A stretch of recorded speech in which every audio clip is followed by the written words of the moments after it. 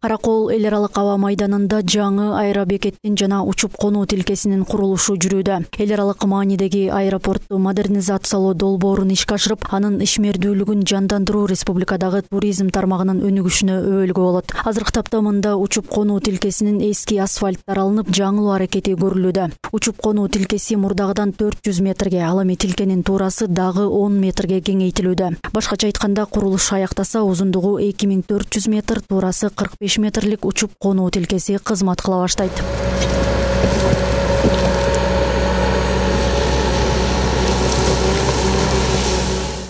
Кирковкасын баштадык, мына 1-2 күн болду, уже канча жерди казып келдик. Кайра 1 метр казып, кайра саламыз, грунт качат өтүп, даарылаш керек баарын. Эмки самолеттор среднего класса келе турган, ортоңку класстардар Boeing, допустим, 737-лар келип калат. 100 киши ала турган самолеттер бөлөк фирмаларда келип турат. Жаңы подушка жасап, кышына чейин шу лётный полосаны подушкасы менен 2 километр 45 метрге даярдап коюш керек.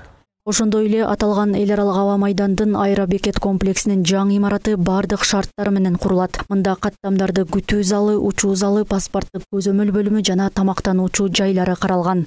Эми жакында металлоконструкция келиш керек и организация келип, шу металлоконструкция көтөрүп, аэровокзалды курушу башталат. Чоң зал 111 метр, ширинасы 54 метр, 2 зал болот.